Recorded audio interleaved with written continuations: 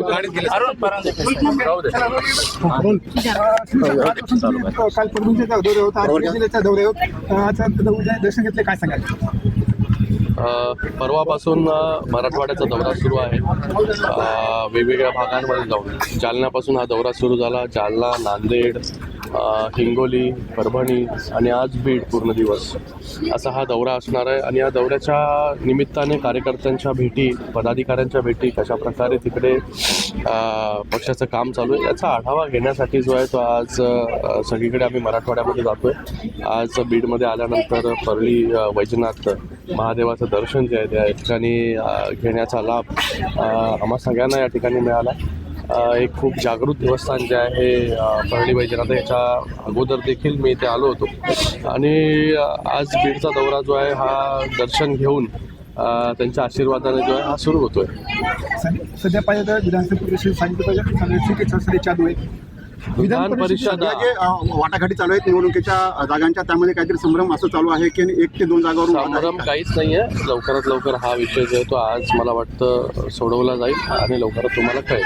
विधान परिषदेच्या निवडणुकांवर कुठेतरी मुंबई, सोलापूर आणि साताऱ्यामध्ये महायुतीत काहीतरी चालू आहे असं दिसतंय, काय सांगाल त्याबद्दल? बघा, वरिष्ठ नेते जे आहेत हे माननीय मुख्यमंत्री मोदी असतील किंवा उपमुख्यमंत्री मोदी असेल याच्यावरती चर्चा त्यांची सुरू आहे आणि लवकरात लवकर हा विषय जो आहे तो आज सोडवला जाईल. काहीच कुठे काय प्रॉब्लेम असा मला वाटत नाही. सोलापूरमध्ये देखील स्थानिक स्तरावर उदय सामंतांनी एक वक्तव्य केलं होतं, त्याची देखील चर्चा. काय वक्तव्य समजत नाही, पण त्यांनी काहीतरी भाजपसोबत जमत नाही असं काही. आता मी कसं काय बोलणार? एवढ्या प्रकरणातही आपण दौरे करताय, एकीकडे आपल्याला उत्कृष्ट संसदाचा पुरस्कारही भेटलेला आहे. कार्यकर्ता जो आहे, शिवसैनिक जो आहे हा उन्हात तानाची फिकर न करता जो आहे हा नेहमी रस्त्यावरती असतो.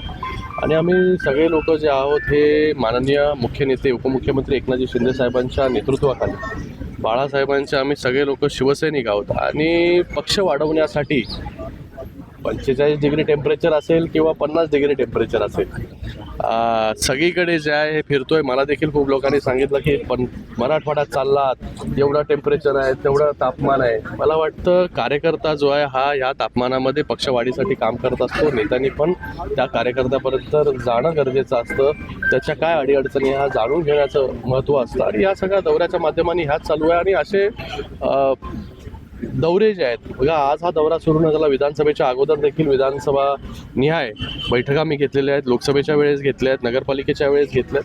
तर आता देखील पक्ष कसा वाढेल याच्यासाठी दिवस रात्र जे आहे शिवसेना पक्ष काम करणार आहे.